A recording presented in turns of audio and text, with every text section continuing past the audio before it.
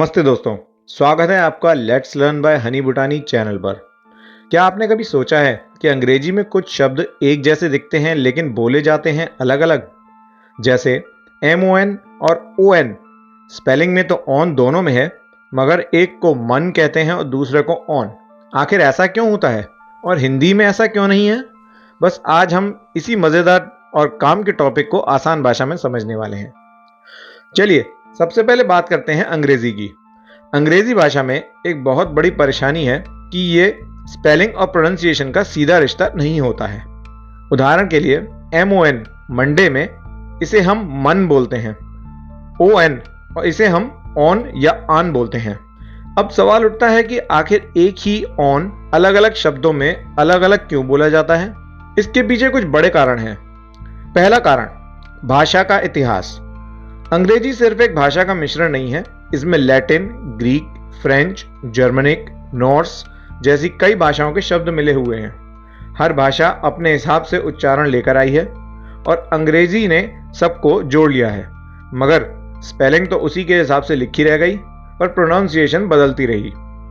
दूसरा कारण है उच्चारण का विकास। समय के साथ अंग्रेजी में ध्वनियों का परिवर्तन होता गया।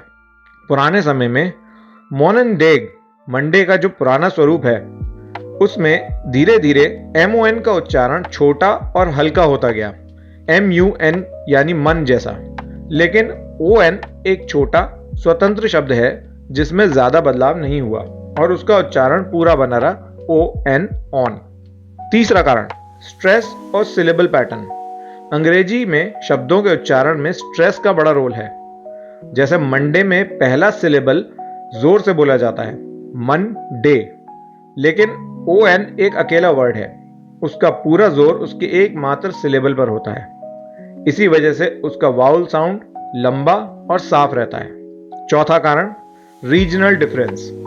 अमेरिकन और ब्रिटिश इंग्लिश में भी थोड़ा फर्क होता है। ब्रिटिश में ON को ऑन बोला जाता है, जबकि अमेरिकन में ON को आन बोला जाता है। फिर भी MON और ON का प्रोनाउंसिएशन हमेशा अलग अलग ही रहेगा।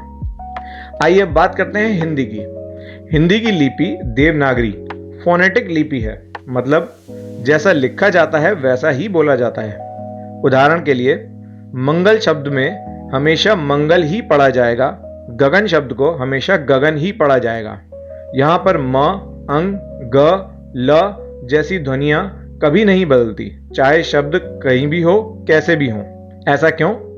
क्योंकि हिंदी में हर अक्षर की एक फिक्स साउंड है और वो साउंड शब्द में आने पर बदलती नहीं है। इसलिए हिंदी सीखना और पढ़ना बहुत आसान होता है, क्योंकि एक बार वर्णमाला समझ ली तो हर शब्द का प्रोनाउंसिएशन आसान हो जाता है। तो कुल मिलाकर अंग्रेजी में स्पेलिंग और उच्चारण अलग अलग होते हैं। इसके कारण है भाषा का मिश्रण, ध्वनि बदलाव और स्ट्रेस। और हिंदी में स्पेलिंग और उच्चारण एक जैसा होता है। इसके कारण है फोनेटिक लिपि है और ये फिक्स साउंड्स होते हैं। इसलिए अंग्रेजी में कभी कभी शब्दों का सही प्रोनाउंसिएशन याद करना पड़ता है, जबकि हिंदी में जैसा लिखा है वैसा ही पढ़ा जाता है। तो दोस्तों, अब जब भी आप मंडे और ऑन जैसे शब्दों का फर्क सुने तो समझ जाइए कि अंग्रेजी की हिस्ट्री और सिस्टम का कमाल है। और साथ ही हिंदी की सादगी को अप्रिशिएट करना ना भूलें।